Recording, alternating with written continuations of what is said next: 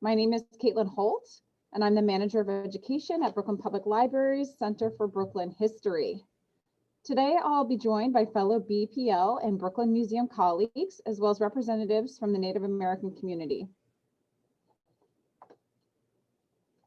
Just going to move through our slides. Hopefully, a few more people are coming in as we go. I'd like to go over our objective for today, which is to learn about the history, culture, and contemporary issues faced by U.S. federally recognized Lenape, Delaware nations, and receive guidance on how to make curricular connections to these themes. Participants who successfully complete the session will be able to submit their information for 2 CTLE credits upon completing the evaluation survey at the end of today's session.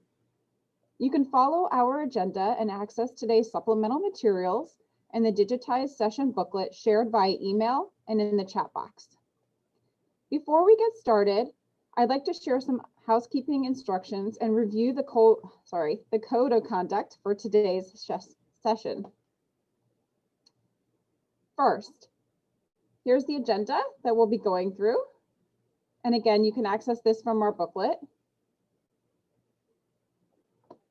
The first line of housekeeping, if you haven't done so already, we would ask you to please add your name and pronouns to your profile. You can do this by clicking on the participants icon at the bottom of your window. Once it pops up, find and hover over your name in the participants list and click More and then rename from the options provided. You can now edit your name and add your pronouns, such as they, them, she, her, he, him, he, they, whichever pronouns you would prefer to use.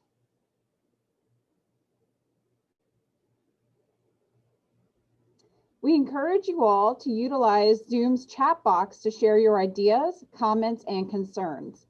Staff will closely monitor the chat and be on hand to provide technical assistance, offer clarification, and share resources referenced in the presentations. You can access the chat box by clicking on the chat icon on the bottom of your window. However, you should utilize the Q&A feature, also located at the bottom of your window, to share your questions for our presenters specifically. You can submit these at any time throughout the presentation, and dedicated staff will collate them to share with our presenters during the Q&A portion of today's session. We are committed to ensuring our events, activities, and materials are accessible to all individuals, including those with disabilities. Please email our staff with your preferred communication method if you require accessibility accommodations, including a transcript of this session. Lastly, we want to disclose that while this session is being recorded and will be shared after the event concludes, comments shared through the chat feature will not be saved or shared. Now for the code of conduct. Our events are intended to create a space that nurtures a community of educators that is inclusive of all, regardless of race, ethnicity, gender identity, religion, age, sexual orientation, ability, or stage of professional development. All attendees are expected to show respect to presenters, organizers, and other attendees. This event will contain discussion about issues related to race, bias, and oppression that can be difficult to talk about. As an attendee, you may at times feel uncomfortable with the issues and opinions shared. If you find yourself struggling with the topic of discussion, it is appropriate to walk away from your computer and take a break. It is not appropriate to respond by sharing hateful ideologies, racist language, or confrontational viewpoints. Hateful and racist behavior will be considered a violation of the Code of Conduct and result in immediate expulsion from the event. We ask you to actively listen, be sensitive to the anxieties and concerns of your fellow participants, and show support for one another. Again, please reach out if you need help. Use the chat feature if you have a technology issue, want to clarify something, or have concerns about another participant's behavior. You can also privately message staff through the chat feature if your concern is sensitive. Find us by looking for the word co-host beside our names in the participant list. I would now like to introduce today's facilitator, Nancy Rosoff. Nancy joined the Brooklyn Museum in 2001 and is the Andrew W. Mellon Senior Curator for Arts of the Americas. As such, she is responsible for the care and curation of the museum's pre-Columbian and Native American art collections, consisting of approximately 35,000 objects. Prior to joining the Brooklyn Museum, she was Assistant Director for Museum Operations and Collection Manager at the New York Historical Society, and an Associate Curator at the Smithsonian's National Museum of the American Indian. A graduate of Connecticut College in New London, Nancy is the recipient of an MA in Anthropology from the University of California, Los Angeles. I'm now going to stop sharing my screen, and Nancy is going to take over from here. Hi, good afternoon. Thank you, Caitlin. Before we begin, I would like to acknowledge that the Brooklyn Public Library and the Brooklyn Museum stand on land that is part of the unceded ancestral homeland of the Lenape, Delaware people. As a sign of respect, we recognize and honor the Lenape, Delaware nations, their elders past and present, and future generations. I will be introducing each representative before he or she speaks, and it would be great if they would explain how their nations are connected to the Lenape people of New York, since this workshop is about Native Americans in New York. And you're going to hear the speakers that we have are from nations all over the country. And so their remarks will shed insight as to why that exists, why that is the case. Our first speaker is Chief Mark Peters. Chief Peters is an enrolled member of the Munsee-Delware Nation in Ontario, Canada, and he was just elected chief again this past March. He is a historian and has served as the tribe's historian for many years. Chief Peters is also a lawyer and has been directly involved in the justice system and has a strong understanding of Aboriginal rights and First Nations legal issues. So Chief Peters, take it away.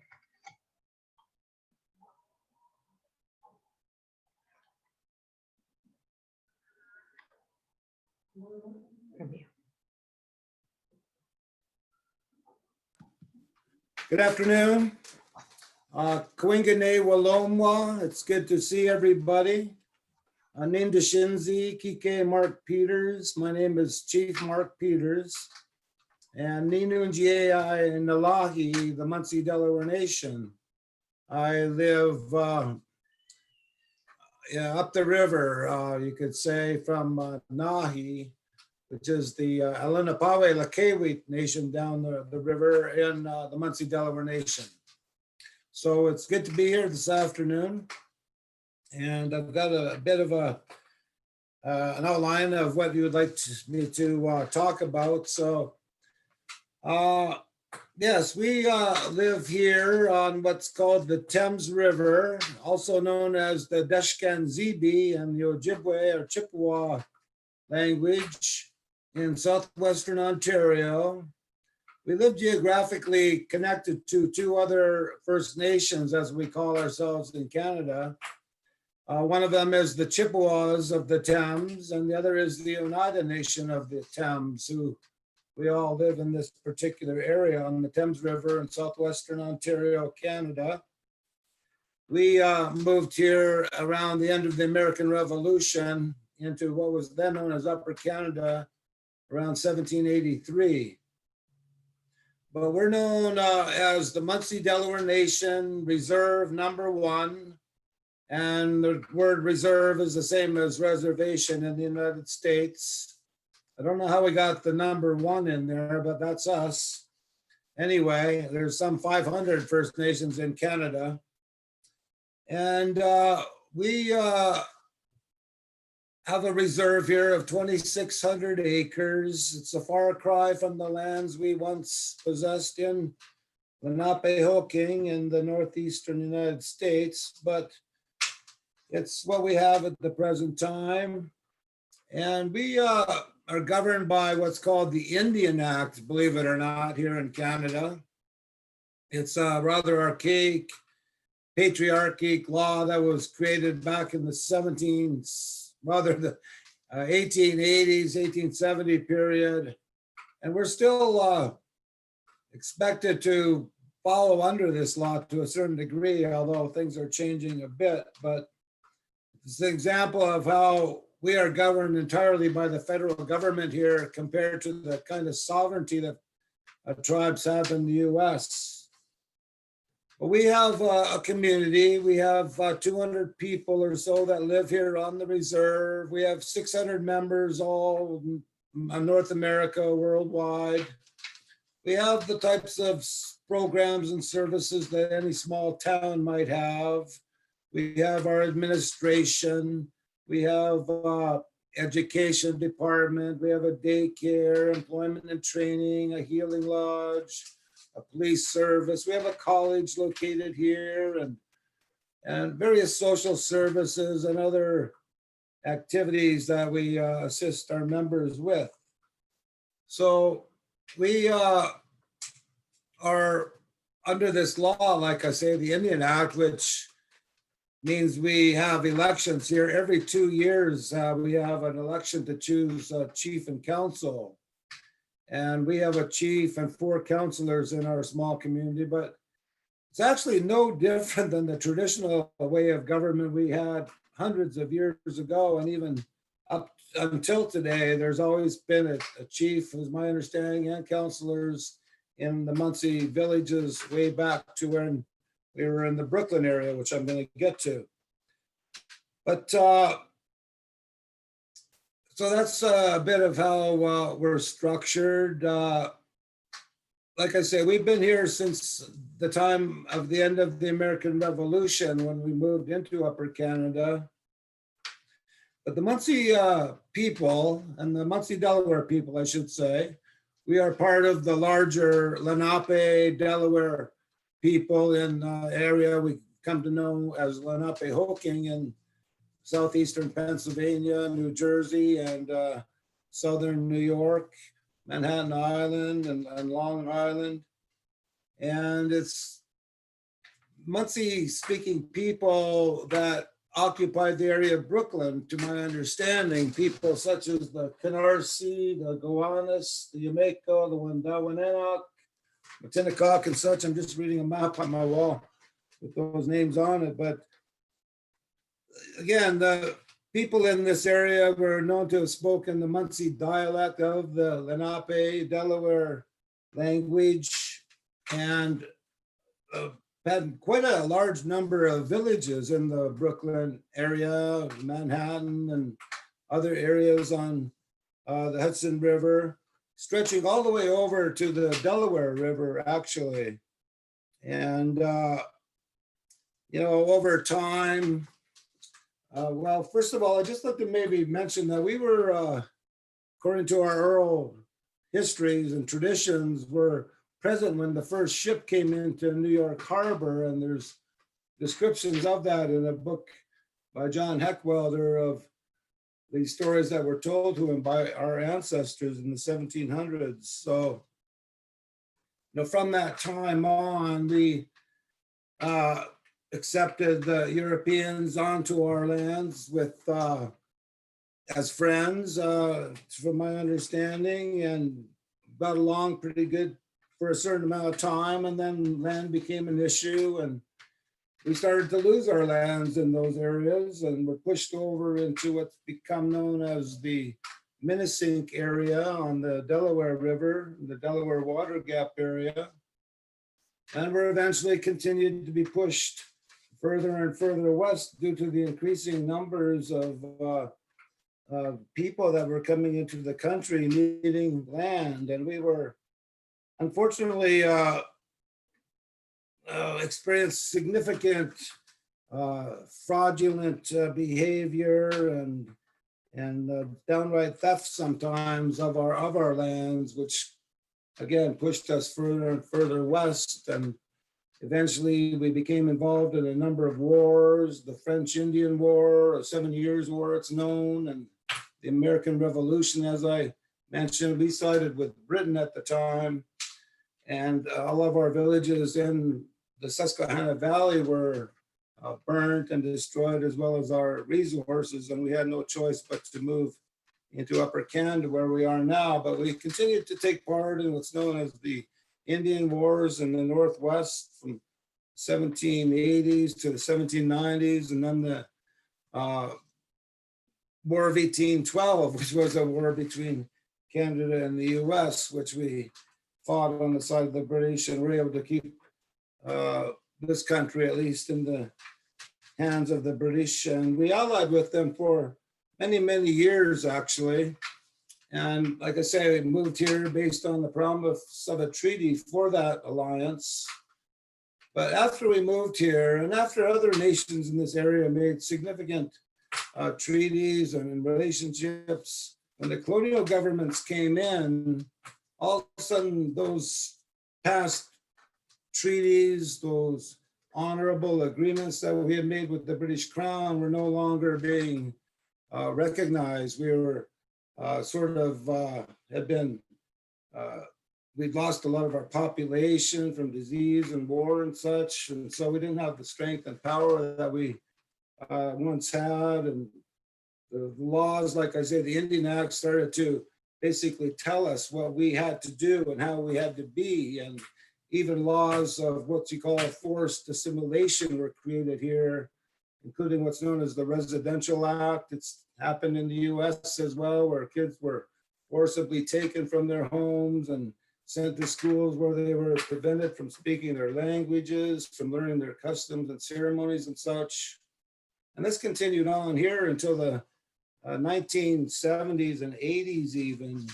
So we've been subject to some pretty bad laws and policies of our government after being allies with them for a long time. But since the 1970s, our leaders sort of got together to make a stand, and we had laws entrenched in our Constitution guaranteeing our Aboriginal rights and such. And we are starting to get more and more control over our communities as we have now. And things are starting to get a little better. So I don't know if I've gone 15 minutes yet. Something like that. But that's about who we are and how we came to be here on the Thames River from the area of Brooklyn in New York. That's great. Thank you so much, Mark, for those remarks. Curtis pointed out that I neglected to read the last sentence of Brooklyn's land acknowledgement. So I'm going to say it here before I introduce our next speaker. So the third and last sentence of our land acknowledgement says that we, and this is the Brooklyn Museum's land acknowledgement, we are committed to addressing exclusions and erasures of Indigenous peoples and confronting the ongoing legacies of settler colonialism in our work. And this is very important. And I'm glad that Curtis pointed it out, that this is really the next step. Land acknowledgement can only go so far, but then what are we going to do next to address how Indigenous people have been erased from the history of the United States and Canada? So thank you very much, Curtis, for bringing that up. So I'd like to introduce our next speaker, who is Heather Bruegl. Ms. Bruegl is an enrolled member of the United Nation of Wisconsin and a first-line descendant of the Stockbridge-Munsee band of the Mohican Indians in Bowler, Wisconsin. She is a historian with a focus on Native American history, policy, and activism, and is currently the Director of Cultural Affairs for the Stockbridge-Munsee band. Thank you so much. Heather, your remarks, please. Hi, yes, thank you so much for having me on this panel today. I'm very excited to be part of it, and I'm currently coming to you from my home. So two things. One, I have two dogs behind me, so if they start barking, I apologize. And secondly, I am off reservation today. I live off the reservation, so I am coming to you from the ancestral homelands of the Menominee Nation, whose ancestral home is Wisconsin. So I just wanted to make that acknowledgement as well. I am currently the Director of Cultural Affairs for the Stockbridge-Munsee community. I'm an enrolled citizen of the Oneida Nation of Wisconsin, which has its original homelands in New York. And I'm also first-line descendant Stockbridge-Munsee, which also has their homelands out in New York as well. What makes Stockbridge-Munsee unique is we're a collection of several tribes that came together. We are our we are mainly made up of the Mohican Nation, whose home is along the Mohican River Valley, and you know that as the Hudson River Valley. One of our main capitals is now present-day Albany, and we had our homelands in that area, and we there was just along the river bend, the Mohicanatuck, which is the river that flows both ways, and we are the Mohican people, which is the people of the waters that are never still. And then Oneida is also people of the standing rock or standing stone. So we have a rich and diverse history in New York. We are unfortunately not able to be in our homelands anymore due to forced removal. So we have a history of fighting with the colonists on the during the American Revolution. We fought with the colonists. We helped gain independence for those people who were fighting to throw off the shackles of Great Britain. But along with that help came basically the demise, I would say, of Native nations in the New England and Northeast area. Because shortly after the war ended in 1783, we were forced westward. But before we were forced westward, a little piece of history, a little trivia, so if you're ever on Jeopardy, George Washington, who was the first president of the United States and who was the commander of the Continental Army, threw an ox roast for the Mohican people for the help that they gave during the American Revolution. And that took place in Stockbridge, Massachusetts. And that's actually how we got part of our name, Stockbridge. That's how we became known as the Stockbridge people, Stockbridge Indians. And it was right after that ox roast where we were thanked for the work that we did on behalf of, the Stockbridge militia, which was very instrumental fighting with the colonists to, overthrow Great Britain. We were then forced westward. But what's significant about us is while we were in New York, while we were still in New York, we were joined up with some of the Munsee people who had left the New Jersey area. We were also joined with some of the Brothertown people who had left their particular area as well. And we were living on Oneida land at that time.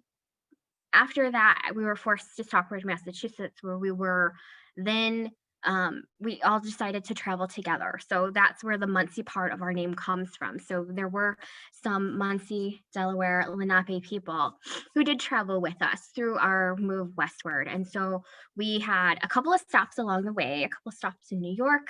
Again, we had Stockbridge, Massachusetts. Then we had a stop in Indiana. And then finally, we were moved to Wisconsin. In Wisconsin, we had two settlements that are in the southern part of the state near Lake Winnebago. Our first settlement was actually a place called, or one of the settlements was Kaukauna, Wisconsin, which is on the east side of Lake Winnebago. And then we also had Stockbridge, Wisconsin, which is also on the east side of Lake Winnebago. They're literally right on top of each other if you were to look at a map. And we settled there. We, set up town, we set up a school.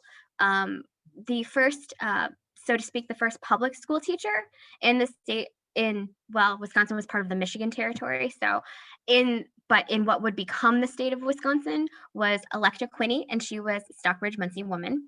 And she didn't just teach the Native children, she taught all children. And so we like to have that little claim to fame that we had the first public school teacher in what would become the state of Wisconsin. After that, after we had set up everything, set up lumber mills, set up schools, set up, little grocery stores, we were then forced to move again.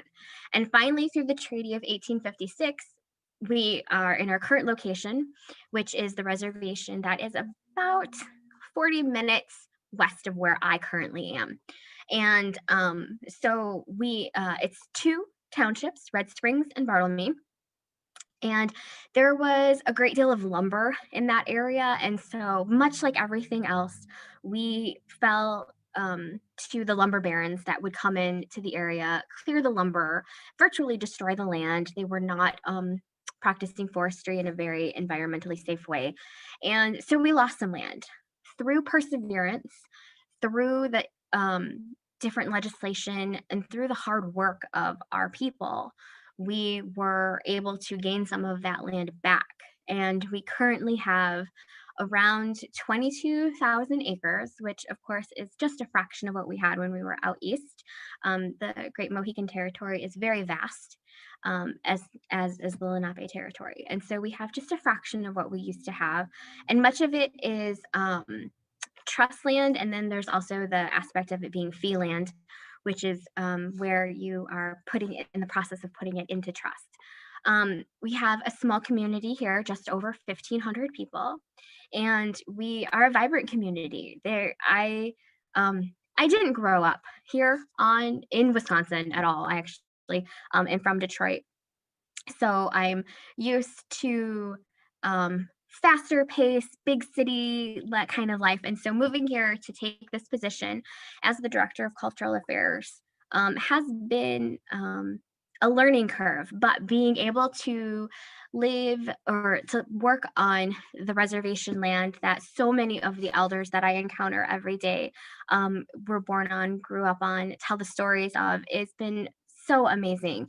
And to learn the perseverance of the Stockbridge-Munsee people has been absolutely wonderful. I'm learning while we are a small nation, we are a vibrant nation, and we have many of our traditions and cultures that we are bringing to the forefront again. And one of the things that has been most important to bring back is our language revitalization. And we are unique in that aspect because we have two official languages of the Stockbridge-Munsee tribe.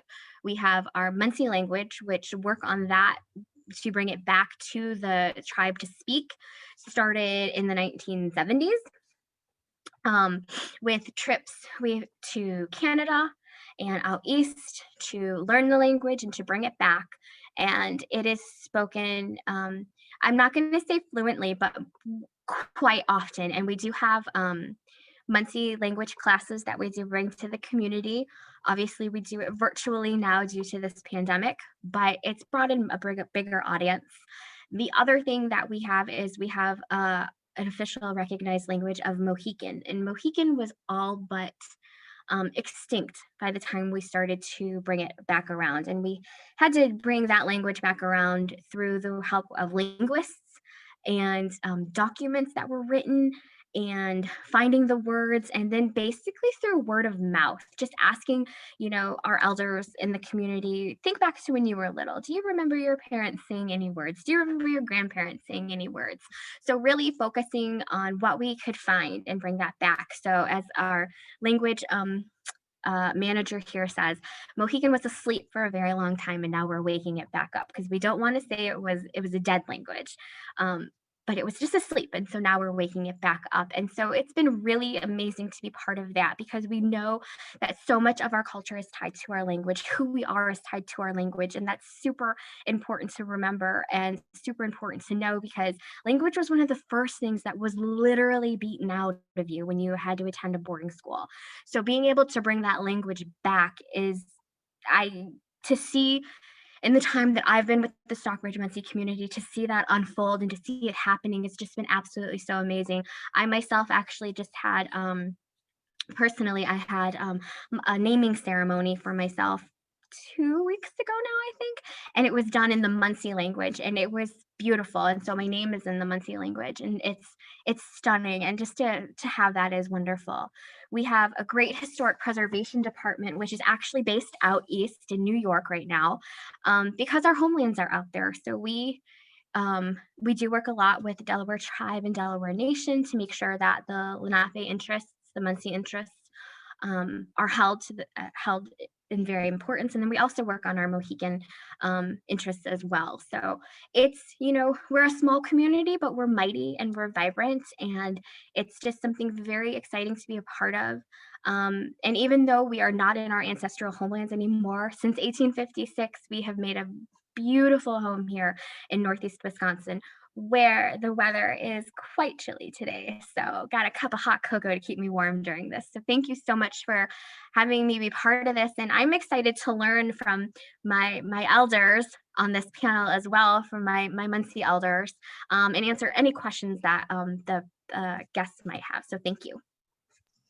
Heather, thank you. That was such a beautiful story. And we can't reiterate how important language is for Native communities. So thank you for talking about that. Our next speaker, here comes the slide, is Curtis Zunigha. Mr. Zuniga is an enrolled member of the Delaware Tribe of Indians in Bartlesville, Oklahoma, and co-founder and co-director of the Lenape Center in New York City. The Lenape Center promotes the history and culture of the Lenape people, also known as the Delaware, through arts, humanities, and environmental activism. He is currently the cultural director for the Delaware Tribe and is an acknowledged expert on Lenape Delaware culture, language, and traditional customs. His multimedia practice includes writing, producing, directing, acting, narrating, and composing and performing traditional music. So I'm very pleased to welcome Curtis Zunigha.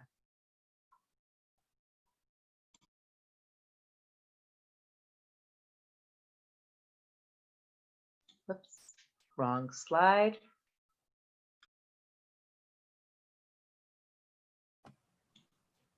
Can you hear me now? Yeah. All right. In reference to language, I will begin by saying, He kulumasiamahash namohomo, duluensi alushi alquis, sakima lenapeuk. And that's in the Unami dialect of the Munsee, of the Lenape language, Munsee being more of the northern dialect.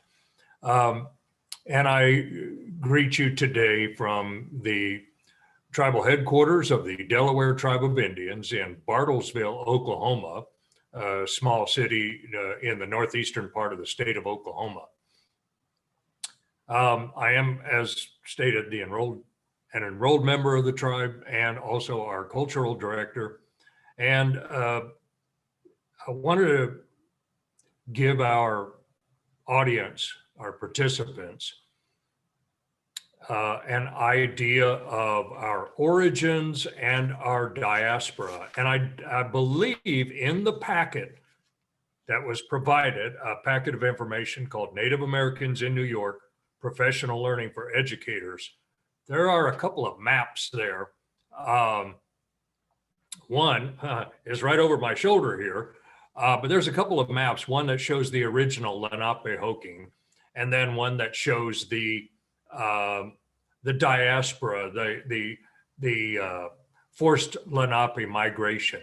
Now, as you look at this first screen here with the original Lenape-Hoking, the land of the Lenape, the original homeland, would begin, I approximate, and the foothills of the Catskill Mountains north of New York City. When you get beyond the Catskills, you start getting up into Iroquois country, Haudenosaunee people.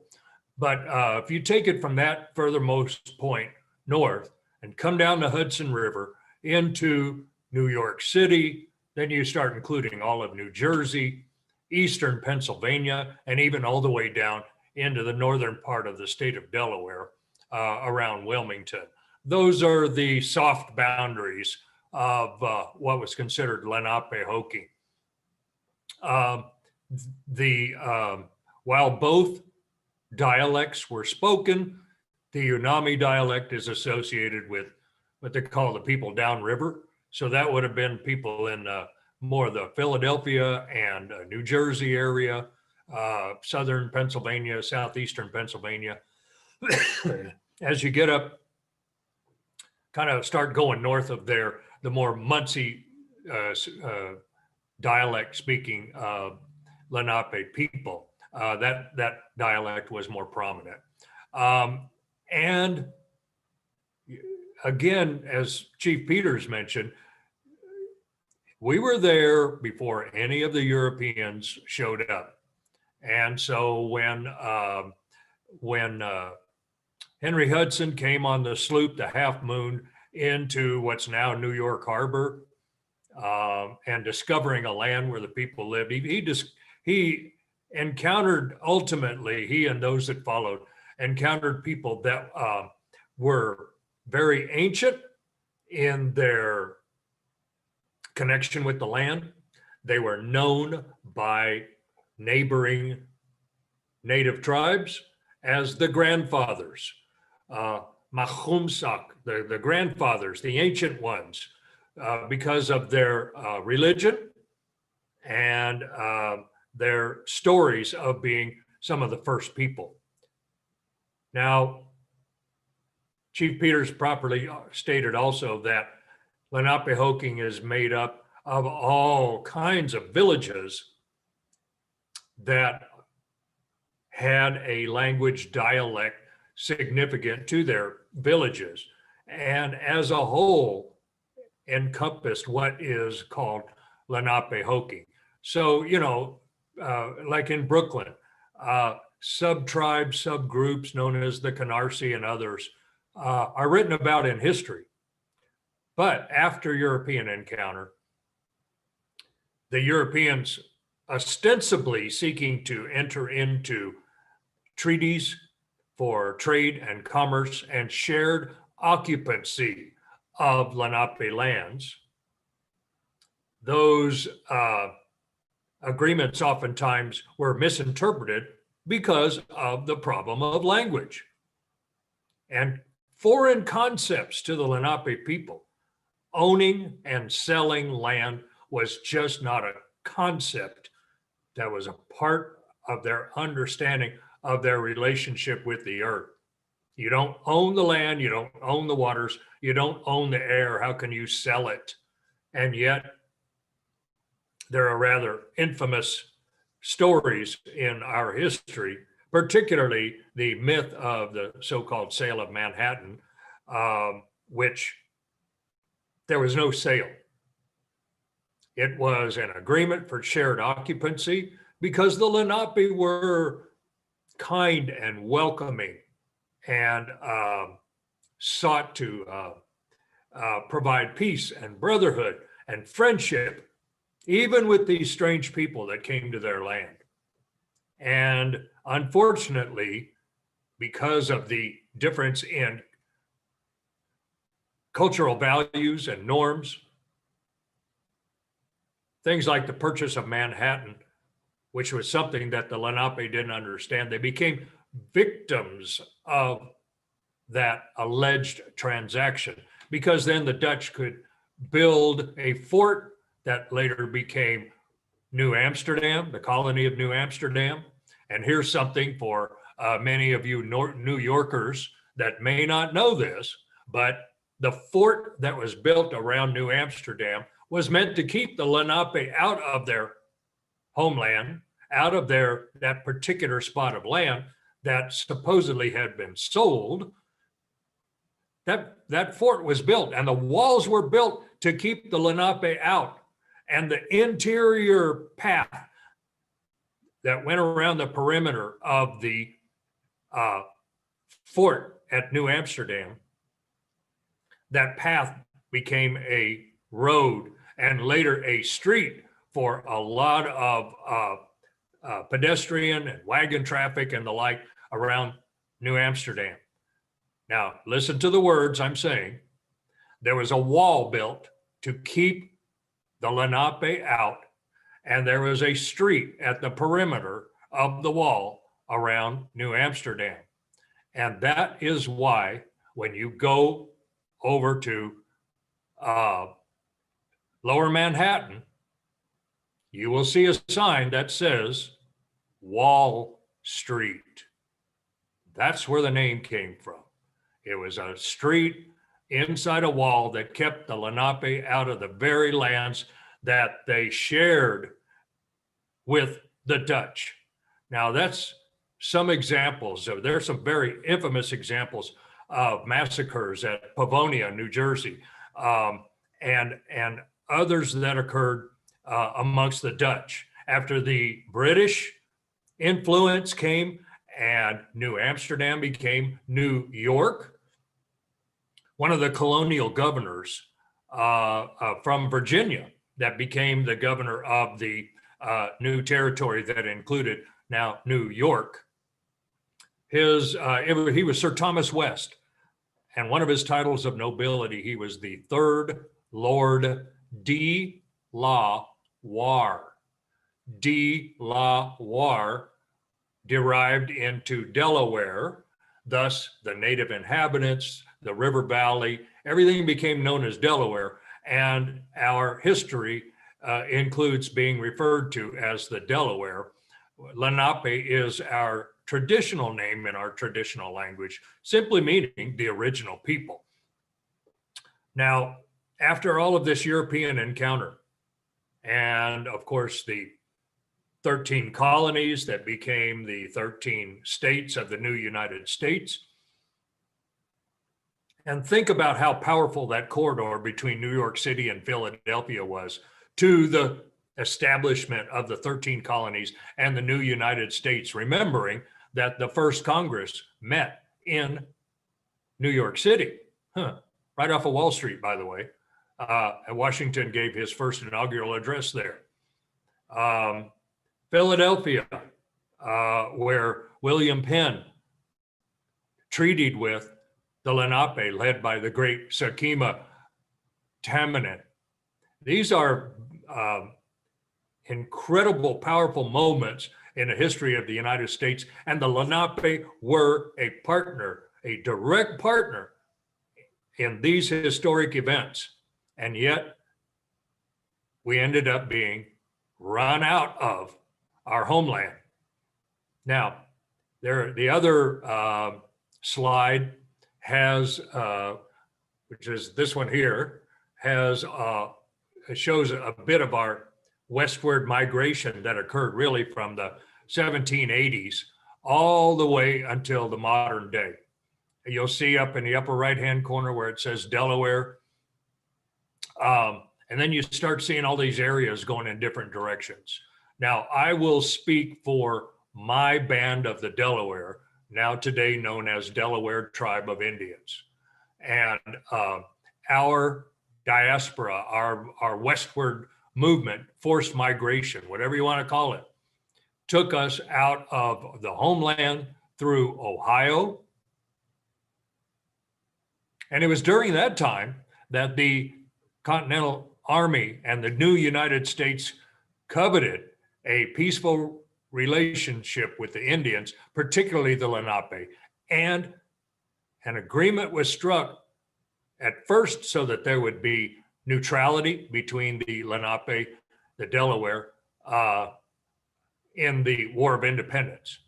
Ultimately, the Delaware sided with the Americans, and the first Indian treaty in the history of the United States occurred on September 17, 1778, the Treaty of Fort Pitt, wherein the Delaware treated with the United States, agreed to provide warriors, horses, corn, provisions, safe passage through the Lenape territory for the Continental Army.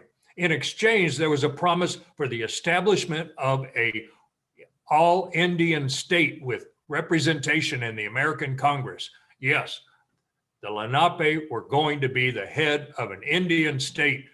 We almost had a 14th star in the flag of the United States. We came that close. But as we know, with almost all treaties with Indians, they were broken. And when they no longer needed the Lenape, we were pushed out. Now, my tribe's migration then continued through Ohio, and we suffered continuous massacres, racist, murderous, marauding bands of white people that would kill Indians. There were scalp bounties. There were all kinds of things going on. This is the legacy that we had to carry with us as we left. After we go through Ohio, we go into Indiana. We were in Indiana for a while along the White River. And there were Munsee people too, because today there remains Munsee, Indiana, which is the home of Ball State University. Leaving Indiana, we went on across the Mississippi River during the time of the Andrew Jackson removal.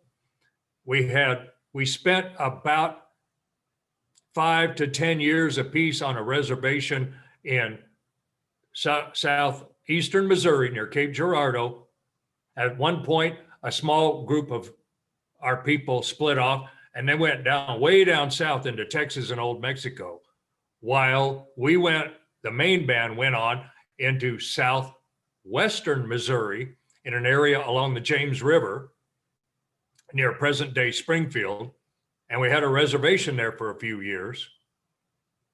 And it's about where, and you may have heard of this place, Branson, Missouri is. Very popular tourist spot. If we'd have left our reservation there, I could have had a supper club with my name on the marquee if I'd have stayed there, but that didn't happen. We moved onward. We weren't happy with our reservation in Missouri. Then we went to Kansas, and we had a reservation in the corridor between Leavenworth and Lawrence, Kansas, between 1830 and 1866. After the Civil War, our reservation was coveted by the railroad companies, and we were forced to sign a treaty on July 4th, 1866, and be removed from our reservation in Kansas and brought down into the Indian Territory. At the same time, on the same date, if you look in the history books, on July 4th, 1866, the United States entered into a treaty with the Cherokee Nation and forced them to settle so-called friendly Indian tribes into the Indian Territory. So in 1867, a delegation selected a piece of land. They came down into the Indian Territory. As soon as they crossed the border into the Indian Territory out of Kansas, they found the Caney River. They found a place that they thought would be a good area to settle. The Cherokees were very influential in making sure that those Delawares stay clustered up there in that far northwestern corner of the Cherokee Nation, because they wanted us to be a buffer between them and those wild Osages who are on the other side of the 96th meridian on their new reservation. And those wild Osages were still riding around on horseback, shooting buffaloes and a few Cherokees. So they put the Delawares up there to make sure we were a buffer. We were known as being also fierce warriors, scouts, frontiersmen, but we were also known for being peacemakers on the frontier. And that our diplomacy and our ancient presence in the eyes and the minds of so many Native people is what kept us together. Above all, our language and our culture was an extremely important part of who we are, because we carried all along that trail.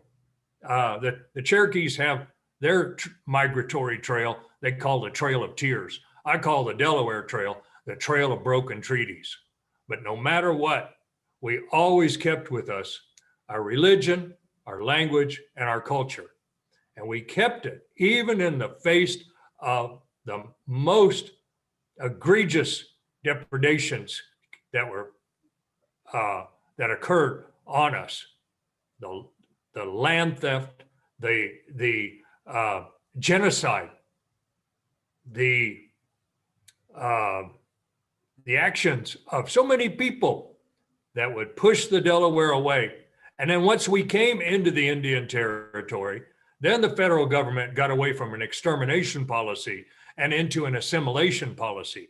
And during that time was the advent of the Indian boarding schools run by the federal government in conjunction with Christian missionaries. And the concept was to separate a generation of children from their parents and reprogram their little minds and punish them for being Indian, punish them for speaking their language, punish them for having their hair long and wearing moccasins and all, and to convert them. And therefore, we today have endured and we remain a federally recognized tribe. We have about 10,000 total members, and we have tribal property here in Bartlesville, Oklahoma, where we offer an array of modern social services, and we keep language and culture very active and vibrant part of our tribal community. And I'm ever so grateful to be a part of that. And I'm grateful to our ancestors for the sacrifices they made so that I can be a part of this conversation and share that with you. Wanishi. Great. Thank you, Curtis, for such an elegant description of the history, the forceful removal of Lenape people, and your eventual settlement into Oklahoma. That was beautiful. And our final speaker, our last and final speaker, is Joe Baker. Mr. Baker is an enrolled member also of the Delaware Tribe of Indians in Bartlesville, Oklahoma, and he is co-founder and executive director of the Lenape Center in New York City. He is also an artist, curator, educator, and currently the executive director of the Mashantucket Pequot Museum and Research Center in Ledyard, Connecticut. I welcome Mr. Baker. Good afternoon, everyone.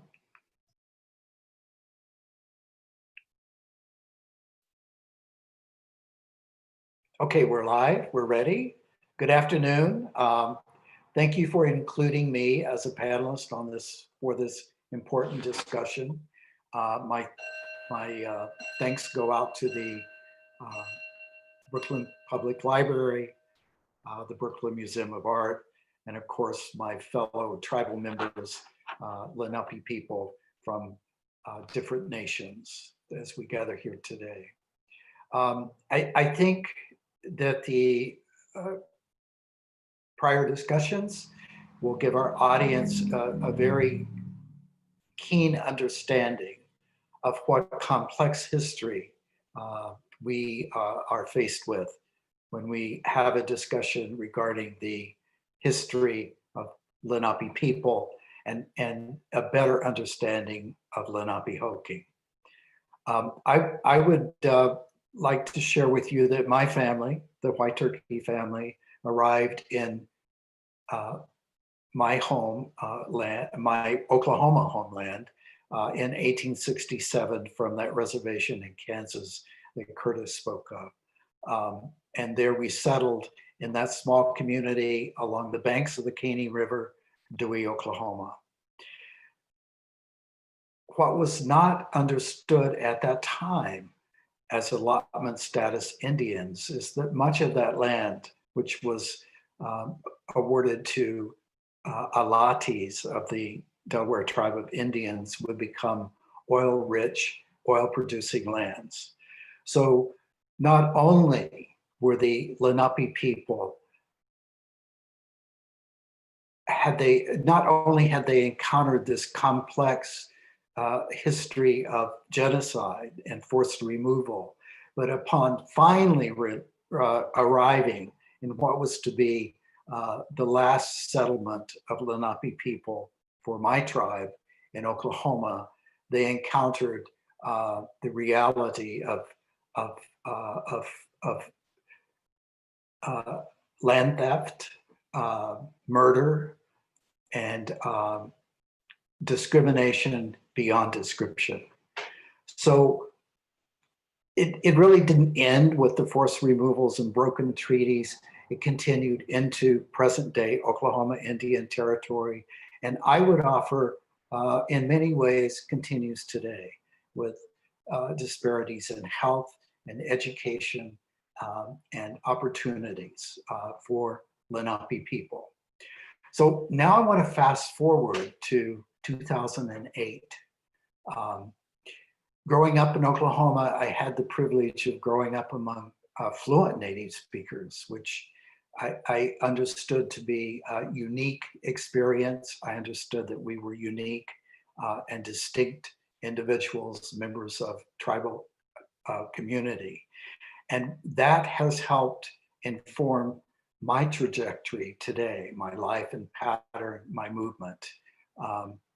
Growing up in Oklahoma, I grew up around tribal elder Nora Thompson Dean, who began a series of return trips to the homeland, Lenape-Hoking, in the 1970s. She returned primarily at the invitation of universities and anthropologists. She was visiting institutions here in New York, but also New Jersey and Pennsylvania. And it was Nora's words that inspired in me this curiosity to know more about where we come from, to know more about the ancestral land. So keeping that within me and growing up, in 2008, many different trips to New York prior to that, I, along with the co-founder and co-director, Adrian Kumans, were standing on the Upper East Side of Manhattan. And there was this very distinct awareness or feeling that we, the Lenape, were actually being relegated to people of the past. We were no longer thought of as living, vibrant communities, but people, historical people, people who once lived in Lenape-Hoking. And there was really no understanding of what became of this vast nation. How were they dispersed? What happened? It wasn't being taught in the schools.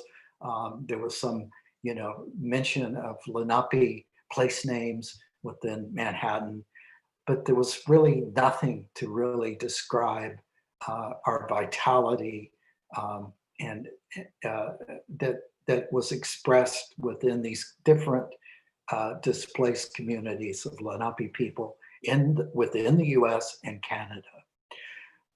So that became the beginning of the idea for Lenape Center, and co-directors Curtis Zuniga and Brent Michael Davids joined us in our efforts to continue Lenape-Hoking here in the Manhattan area. And by continuing, I mean providing access for our Lenape people to education, to culture, to the rich civic opportunities that are inherent in Manhattan, that is our ancestral land. And it would seem to me that there's also unlimited opportunities for our tribal nations to, as sovereign nations, to begin government-to-government relations with the city of New York and the state of New York.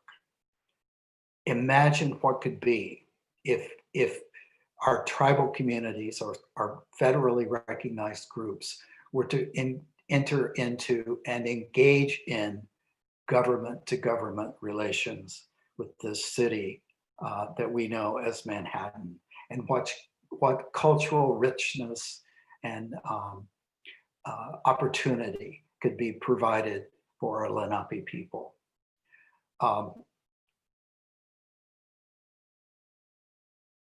How do we express ourselves as Lenape Center?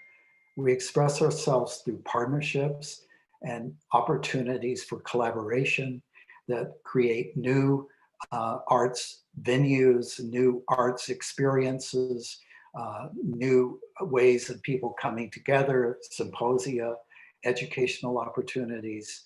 We provide educational tools for schools within the Manhattan area and beyond. We have currently an amazing project going on with Seed Shed in partnership with that group along the Hudson River. We're growing corn and beans so that they can be returned to our communities in different areas throughout the country and Canada. So the opportunities are here. The desire is here to continue Lenape-Hoking and to not be viewed as people of the past and people of people who have been denied access to their ancestral lands and the opportunities and the richness and the resources and that are here and waiting for Lenape people, which is the just and true expression of what we can access today.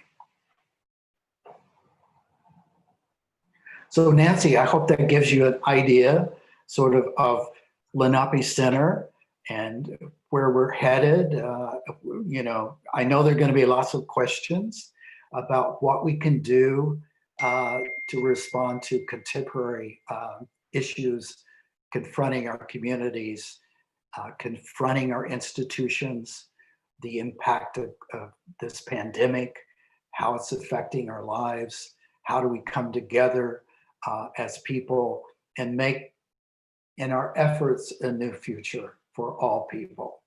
Yeah, thank you so much, Joe. That was beautiful. And there are a lot of great questions, which I want to allow time for.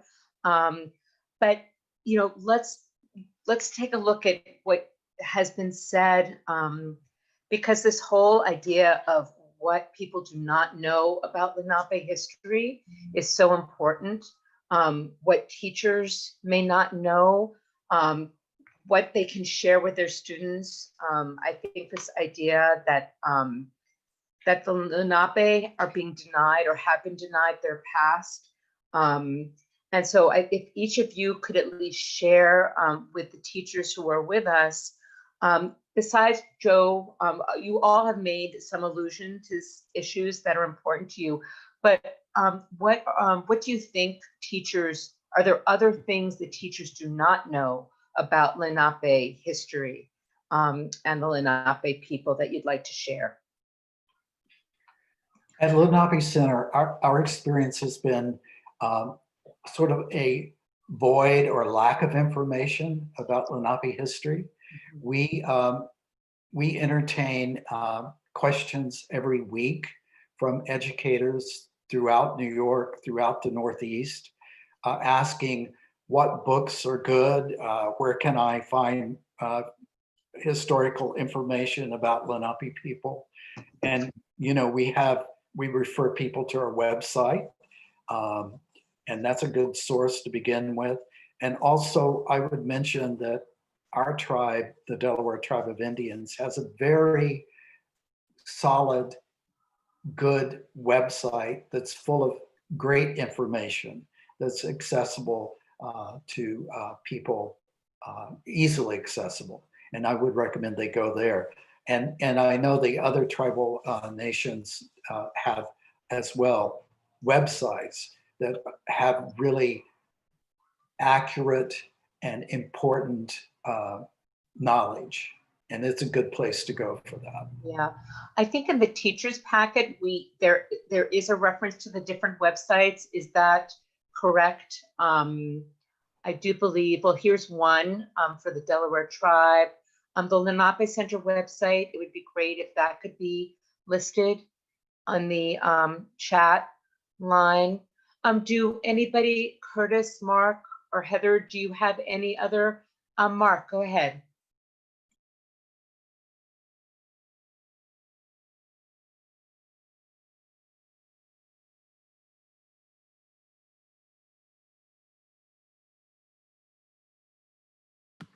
Okay. Is that better? Okay, got a couple things noted here. First of all, I guess we're talking a little bit about who we are right now, but it's also important to understand who we were way back when, and that there's a certain stereotype that seems to have developed and exists over time that's contrary to reality, I guess you could say. I mean, we believed in this creator, Kishala who was kind and generous and charitable and provided all that we needed here in the land. And, we had a duty to give thanks to Kishala Mokwang and also to live in a similar kind and charitable way. These are the types of principles that kids learn from a very early age. And as well as principles like truth, honesty, and respect. We had our own system of education that taught children these important principles and enabled them to practice them throughout the rest of their lives. We had our own systems of government, our own economy, our own marriage systems and ways of dealing with death through funerals, immense resources. And we were we lived very long and healthy lives. And we had a very good, well-functioning society at the time of contact. And if you were to take a look at the observation of Giovanni da Verrazzano when he sailed along the Northeast coast in 1524, you'll see a lot of that if you were to read about his descriptions of his visits to various villages along the way, which, you know, include people such as ours. So I think that's important. Anybody else want to comment on that? You know, I had some general questions, but there are a whole bunch of sort of complex questions that we're getting from the audience, and I'm wondering if it makes sense to just pivot directly to them, so the teachers are hearing answers to some of those. One early on in the program from Kat says, despite the widespread distribution of Lenape Delaware peoples, are there any commonalities still in existence? For example, ceremonies, clothing, common words, etc. I mean, you talked about language and already, and the Unami language and the Munsee language that's spoken broadly. Are there any other customs you'd like to talk about or commonalities? Well, I would say that, you know, we have kept our social dances, we have kept our art, we have kept the general aesthetics, and that's expressed in our clothing that we wear and the beadwork that we do and the moccasins that we make, which are very specific to Lenape people. You are very much understood and identified by your moccasins, and those have continued. And I know Curtis, you know, you can also speak to this. Well, yes, indeed.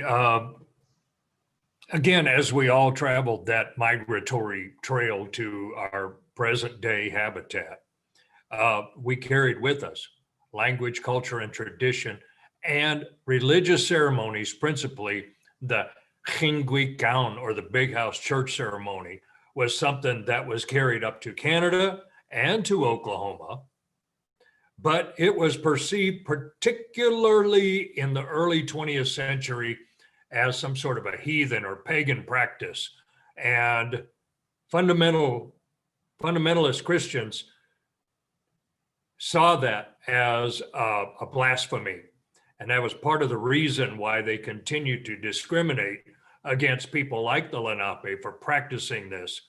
And through the boarding schools and other social pressures, that ended that ceremony in 1924 here in Oklahoma. But language, customs and traditions, even variations of the Big House continued on from generation to generation. Our cultural values and teachings are to honor the ancestors, to recognize the sacrifices that they endured to pass that on to another generation. And in the succeeding generations, it is our obligation to honor those ancestors and hold on to what we have and to pass it on to the next generation. As Joe mentioned, an incredible woman in our tribe's history, Nora Thompson Dean, Touching Leaves woman. She traveled back in the 70s, back to New York, back to Pennsylvania, back to New Jersey, up to Canada. She became an ambassador of cultural goodwill and inspired a generation of younger people to do the same. And therefore, even though we're like spread out all over the place, Canada, Wisconsin, Oklahoma, and we didn't often talk to each other then, with the advent of modern communication, we've been able to schedule gatherings where we all come together and we share the Lenape spirit with each other. Chief Peters knows about this. We've been at many gatherings over the last 25 years in Ohio, in Oklahoma, in Canada, in New York, in Pennsylvania, in Philadelphia.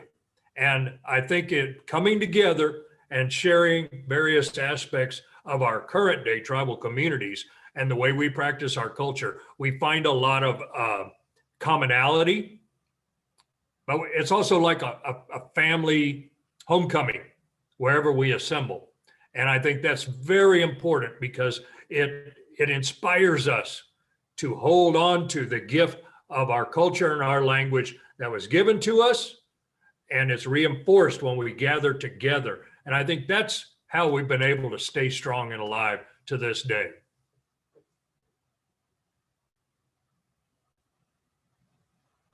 Thank you, Curtis. There have been questions about the recent Supreme Court ruling in Oklahoma and the impact that is having on the nations, the many nations, including the two Delaware tribes in Oklahoma. Any comments about that? Nancy, I'm going to have to pass on that. That is so complex in the short amount of time we have. That could be, look, even the Indian law scholars in the state of Oklahoma are still struggling to try to come up with something. And we're dealing with the federal Department of Justice, tribal courts. We're still trying to sort all that out. It's too complex for this right now, but it is a serious, ongoing, and really a daily matter here in Oklahoma right now. Yeah, I am sure. So, okay, so early on there was a question, and this is going way back, the maps of New York and Flatbush. Someone asked a question about Flatbush Avenue being one of the original Lenape Pass in New York, in Brooklyn. I don't know if any of you, they asked if there were maps about that or where she could learn more about that history of Lenape Pass in Brooklyn. Mark, you have to unmute. I have a book here somewhere. It was written around 1914 by a guy named Mark Harrington. It's somebody else. It's called Trails of New York. I think it was Bolton, Reginald Bolton, yes, Bolton. Helen Bolton. You know, there's a lot of trails. A lot of these roads are based on old trails, and I wouldn't doubt if Flatbush is one of those as well. And I don't know if Brooklyn's included in this book, but it might be. So. Yeah, it is. It is. So that if someone could type in the reference, Molly, maybe you can, about the Reginald Helen Bolton book on Indian trails.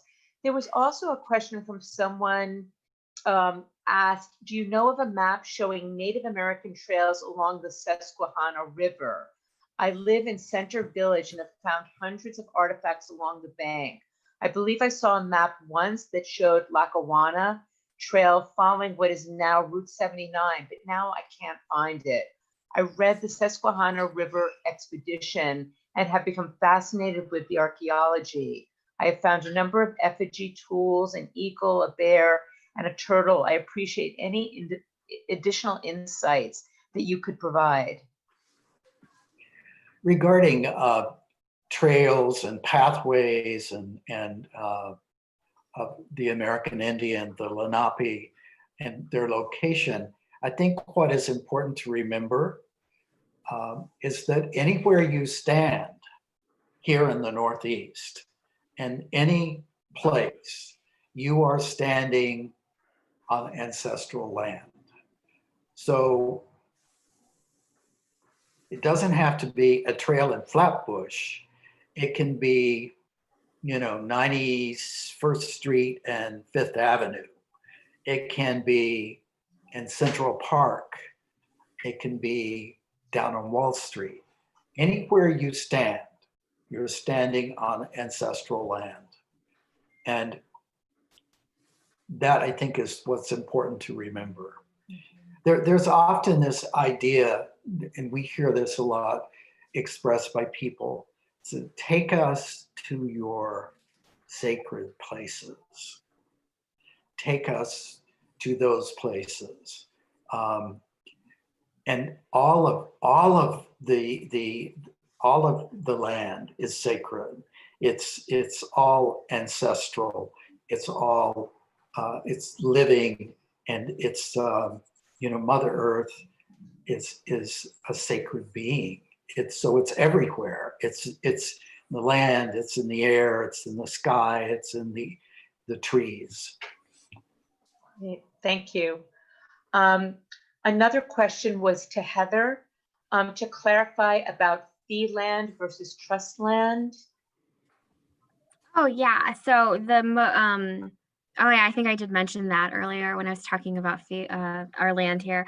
A very simple, straight to the point clarification between fee land and trust land is reservations are trust land. They're held in trust, and that trust is held by the federal government, and the tribe gets to dictate what happens on their land. So like the United States, like the state you live in, like the cities you live in, there are ordinances and laws and things like that that the tribal nations can govern. Fee land is land that is owned by an individual that has been bought. So for example, but it can also be something that is bought by a tribe. So for example, you have Native nations sometimes buying back ancestral land or reservation land that is held, it's in fee land, so it is subject to state, local, and federal taxes. And then there's a process that lasts about a decade of taking that land and converting it from fee land to trust land. So where the tribe, the Native nation or the tribe then has the right to say what happens on that land. But until that land is put into trust land, the biggest difference is it is subjected to state and local and federal taxes. That's the easiest definition. Wow, thank you. So are there aspects of contemporary art and culture that the teachers can highlight in their lesson plans about the Lenape people? Any suggestions of what they could cover? Nancy, if I may start with a response, at the moment, I'm wearing two hats. I'm representing the Delaware tribe as the cultural director, but I'm also a co-director at Lenape Center. And that is part of the mission of Lenape Center. That's why I wanted you to address the land acknowledgement statement and how the Brooklyn Library is committed to addressing the lack of inclusion or the erasure of the Lenape people. And I hope that this workshop, this session that we're having will create a lot of questions that in collaboration with the Brooklyn Library and the museum, we can provide additional resources for teachers and the like. We're not going to all fit it in this one phone call.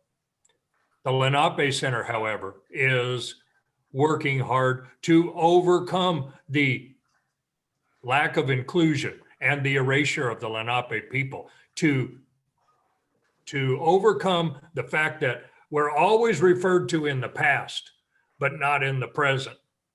That it's like, well, we look around and we don't see the Lenape. Where are they? Where is the Lenape Center? We're trying to come back after centuries and to assume our rightful place in our homeland. But when people don't even know about us, it's hard to take our place at the table. And so that's what we're trying to do. and even in collaboration right now with the museum and the library with this workshop, is to overcome the erasure. And artistically, one of the first activities that the Lenape Center engaged in was commissioning a brilliant musician from the Stockbridge-Munsee Reservation, Brent Michael Davids, who later became a co-director at Lenape Center. Brent wrote a performance opera called Purchase of Manhattan, an opera. And we staged it at the sanctuary of the Marble Collegiate Church in Midtown Manhattan. And it was an incredible success because here you had a native composer writing an opera performed by orchestra and professional opera singers. It was amazing. I was so grateful to be a part of that. But there's an example right there. Again, contemporary expressions of traditional themes. That's something that the Lenape stands for. You know, we want to bring back artists, musicians, scholars who are Lenape people that have been displaced over the generations, but we want to bring them back to the homeland and where we can all take a rightful place and have a greater presence. The arts is a wonderful medium to do that because we have a lot of talent out there.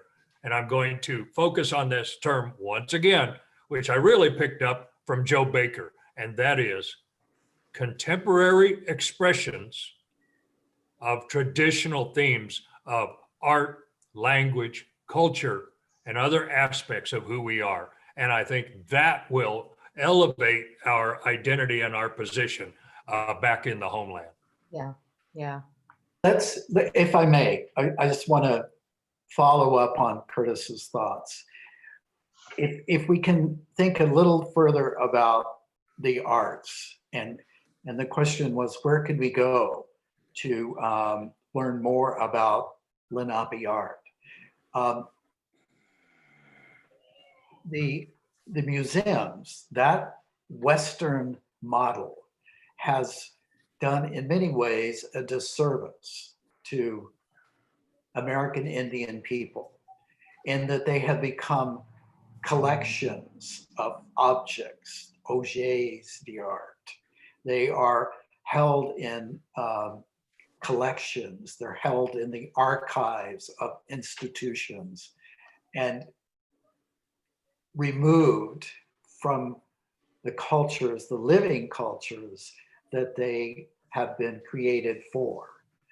And so frequently people, in terms of the Native American field of art, they look for traditional arts and they tend to overlook the contemporary arts. But Native Americans express themselves in all art forms today: dance, music, theater, rap, the spoken word. It's a full gamut of expressions. It's not just reserved to those traditional forms. And we have amazing artists today working in very challenging mediums to express contemporary issues that impact our society, because we live and work and express ourselves coming from that traditional place, but in today's world. We have to bring this notion of the Indian into the present day. I'm getting sorry, I'm looking at the question on my phone.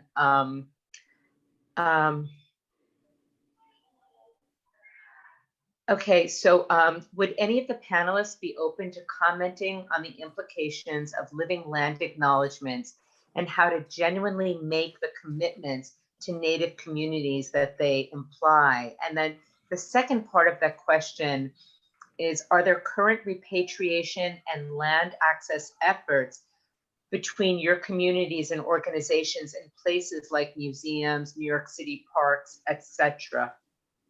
It's a big question. A huge question. It's a very detailed question. I have to think, so I'm going to defer to my elders on this panel for this. All right, I'll jump in here real quick and say that here in the States, we have a Tribal Historic Preservation Office, which is most often federally funded and provides the capacity for tribes to coordinate with collections and to locate sacred objects, human remains, funerary objects, and other things that belong to the native people that need to be repatriated and not either hidden in boxes in a warehouse or displayed on shelves in museums and libraries where they don't belong there. Oftentimes they were taken, stolen, or uncovered by archaeologists. You know, we don't have Indian archaeology teams that do that, but we've had to now hire people so that they can understand the field of archaeology and be a part of these endeavors.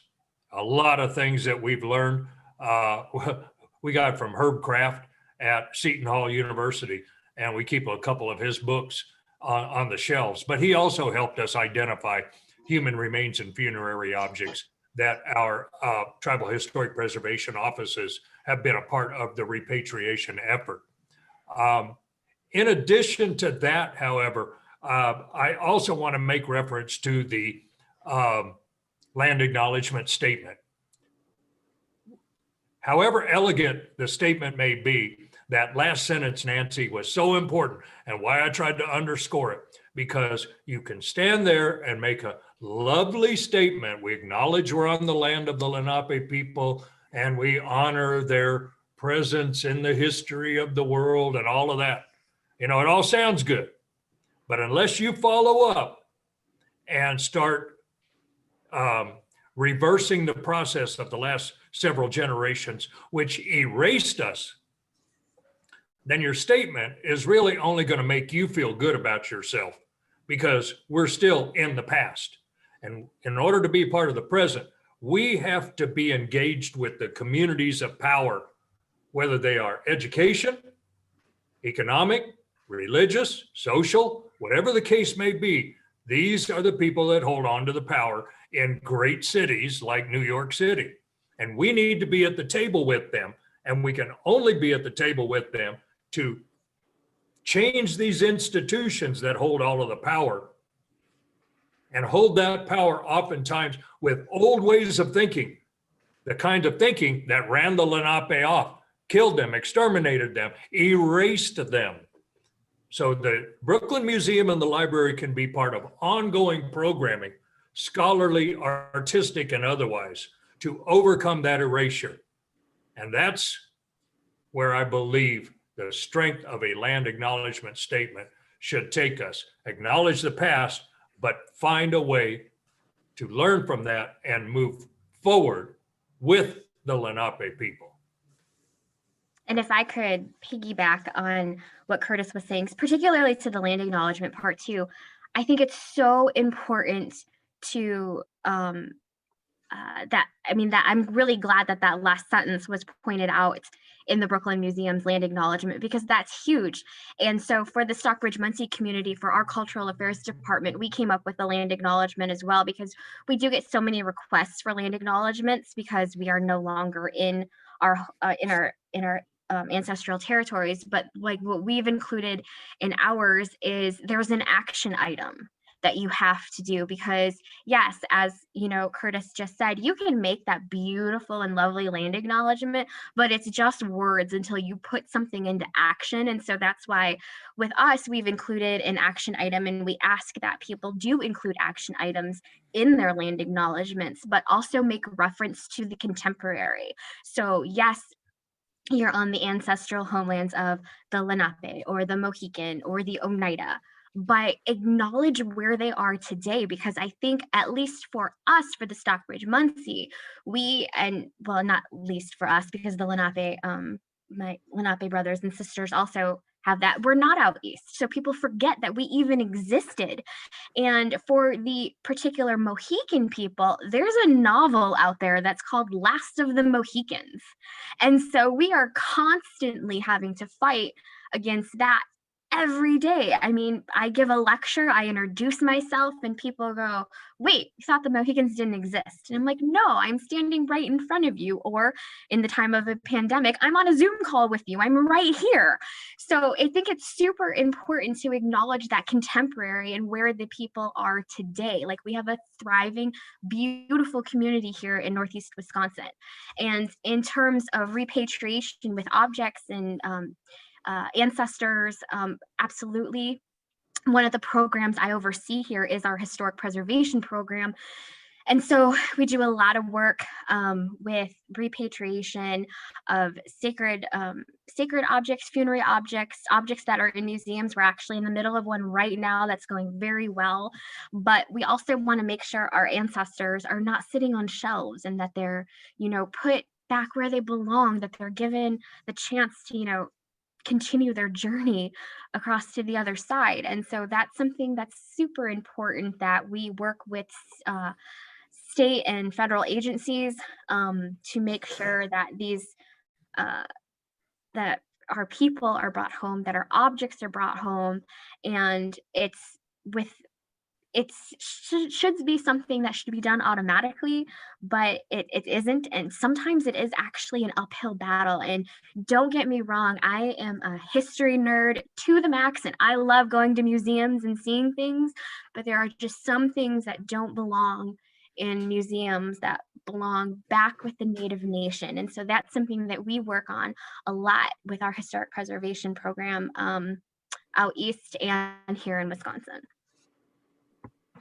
And I'd like to add to that, for those in the audience who are wanting to learn more about living land acknowledgements, we at Lenape Center give actual workshops where you can contact Lenape Center and learn more about how to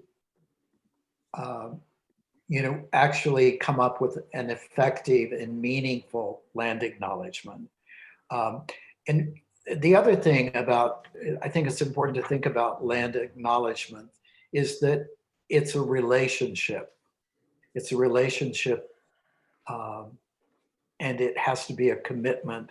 And as Heather said, action. You have to have action items. That's important.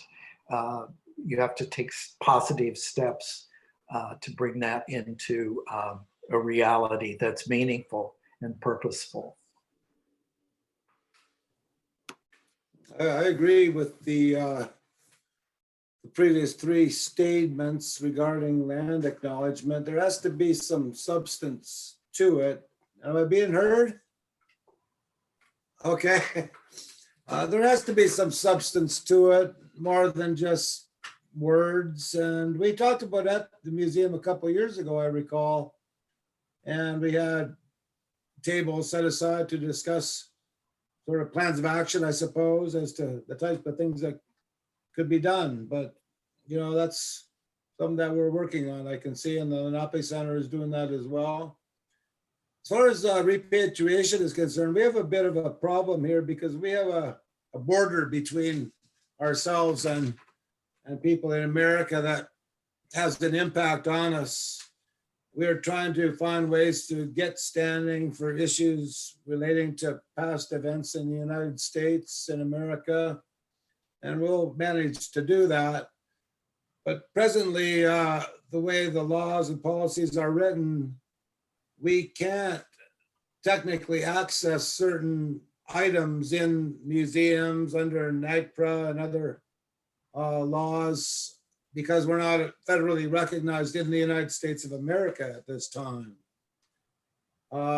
We were invited to the Smithsonian last year, and they've changed their policy to include people from Canada now for repatriation purposes. And we're hoping other institutions might do the same. But like I say, we are presently working on finding a way to have the type of standing in America that we should have, having, you know, come from that area originally. So. So this is a good segue into the next question, which is, what kind of relationships do your communities have with the tribes that have stayed in New York, such as the Shinnecock, the Montauk, the Matinacock?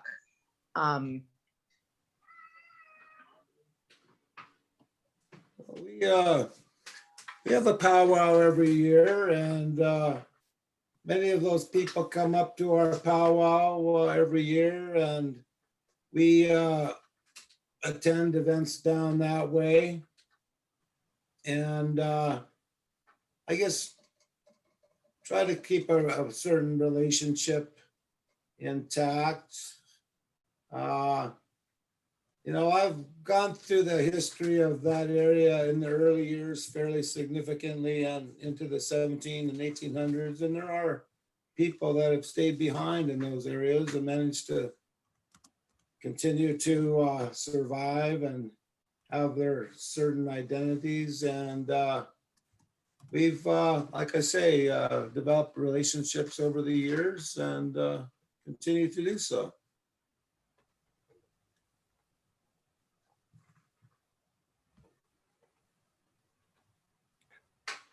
Nancy, this is a very complex question because there's various criteria for recognition. And it has even caused, at times, disagreements, and at other times, it's led to reunions of families of people with common ancestry.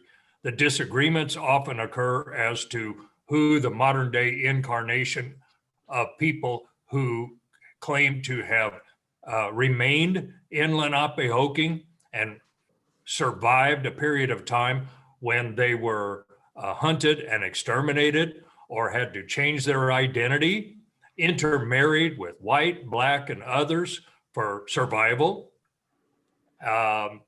It's one thing to recognize somebody's blood ancestry, but it's another thing to begin to recognize groups of people that are organized in various under various criteria, from a nonprofit arts organization to a self-proclaimed government with like court systems and taxing their people and all of that kind of stuff.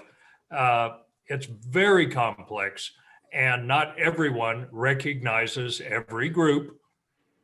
And sometimes we end up arguing amongst ourselves, and that complexity doesn't provide definitive information about who the people are that are expressing themselves today as modern day residents of New Jersey and New York. I think you need to have, as we discovered in the past when the Brooklyn Museum put on a symposium, and I believe Mark was there, I know Joe was there, my chief, Chet Brooks was there. Perhaps you can open up and let those people speak for themselves. But that complex relationship or lack of relationship is something that's been haunting us. And yet there are times when all of that legal and political stuff is set aside, and I've sat in a circle with a fire, hitting that water drum or shaking a rattle, and representatives from all kinds of communities come together and share the ancestral spirit through our songs and dances. And we don't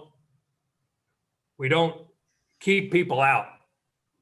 One thing that Nora Dean taught us, if you're going to learn an authentic way and learn it with respect. And that's the way you'll respect the people who come forward and are expressing themselves as today's modern Lenape descendants. So maybe another workshop and you bring in some other people at another time, but that's how complex it is. Sometimes we don't always recognize each other, and that complexity makes a lot of problems. Even here in Oklahoma, we go through circumstances where we have the Christians don't recognize the Jews, and the Jews don't recognize the Muslims, and the Baptists don't recognize each other at the liquor store. Yeah. That's a joke. That's a joke. I'm Dang. I'm focusing on my phone and what you're saying. The one thing I wanted to comment just for the teachers, because they can look this up, is that what Curtis is talking about is federally recognized tribes, state recognized tribes. These are sort of political categories that the federal government has put on Native American people. So the colonialism continues in these political structures that have been forced on Native people. So look that up. I've just been one final question, that because we're almost at ending time, we have to end soon, is what is the one thing you would like all students in New York City to know about Lenape history or contemporary culture? And if each of you could give us that one thing that you feel is important.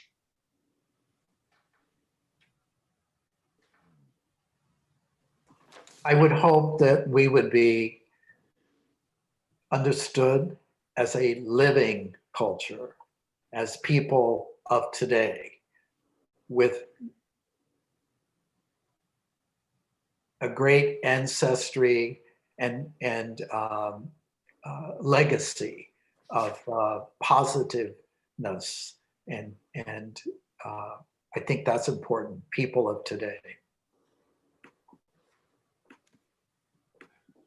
And I'll say that the Lenape are still here, and people such as you've had on this panel discussion, we are the living embodiment of the Lenape people. We are still here, and we have survived because of the enduring Lenape spirit of our ancestors given to us by our creator, Keshe Lemukan. I would say that also that we are here, we are survivors, and that we are resilient. And it doesn't matter what you throw our way, we're going to overcome it. And I am honored and privileged to be part of this panel with these great elders and to learn so much from them as I sit here as I'm a little baby historian. I'm honored to be part of this, and that I'm honored to be a historian and tell our story. So yeah, resiliency, it doesn't matter what you throw at us. The Stockbridge-Munsee, Delaware, the Lenape, we're still here and we're strong. Okay, I'd just like to say thank you. But I guess modern culture is seeming to change in a way to reflect old traditional values that we have had and continue to have even until this day. I mean, we are starting to look at systems moving towards a more resolution based approach rather than this adversarial type of way of doing things that we've had to abide by for many years. Back in the 60s or so, hitting kids was a regular thing as a way of punishment and threats and such, but we never had these types of behaviors in our communities way back when. And so you see culture changing today, in a sense, coming in line with the way we were many years ago and try to continue to be today. That's all I got to say. Okay, well, we're at our time, and I believe there are some closing remarks. I don't know who Was Caitlin going to come on or? Yes, I am here. Hopefully you all can see my screen again. Again, I'm Caitlin from the Center for Brooklyn History. I want to give a really heartfelt thanks to our panelists for being here today. You can't hear the roaring applause, but I can personally say that I've been so moved by all the things that you've shared with us, by your testimonies, by your calls to action, and I am overwhelmingly humbled to have you in our midst today. So thank you so much. In a wrap up, I just want to invite everybody to come to part 2 tomorrow. So a lot of you expressed in the Q&A and in the chat that you would like resources now. You want resources for teaching these issues in your classes, and tomorrow we are going to share resources. So if you haven't done so already, please consider registering for tomorrow. We have a code up, discount day 2. You can receive a $5 discount, and we are going to offer transferable lesson ideas for understanding historical bias in sources, as well as strategies for engaging your students with these beautiful histories and tragic histories and the contemporary culture that our panelists spoke about today. We also hope that you'll consider joining us for our future PLs, both at the Center for Brooklyn History and at Brooklyn Museum. These are a few examples of many that are to come this school year. So certainly visit our websites to hear more. You can also join our prospective mailing list to receive notification as soon as those opportunities become available. And then finally, I would like to conclude with an urgent request for you all to fill out a short survey about your experience today. As we navigate this new world, this new virtual world, I can sincerely say that your feedback will directly impact the way we offer our future professional development opportunities. This survey is also your key to CTLE credit for those New York State educators that need CTLE credit. So you will have an option at the end of the survey to enter your details for this purpose. Only those that fill out the survey will receive credit. So I'm going to repeat that again. Only those who fill out this survey will receive CTLE credit. So it's essential that you fill out the survey. And then those that request it, you should keep your eyes on your email. By the end of the week, we will actually send you a copy of your official CTLE form. On behalf of Brooklyn Public Library Center for Brooklyn History and the Brooklyn Museum, again, I would like to sincerely thank you all for being here with us, and I hope that we'll get to see some of you tomorrow. And we will also share these resources with you after the fact. So thank you again. Thank you to our speakers. Thank you. Anishik. Thank you. Thank you so much. Lenape.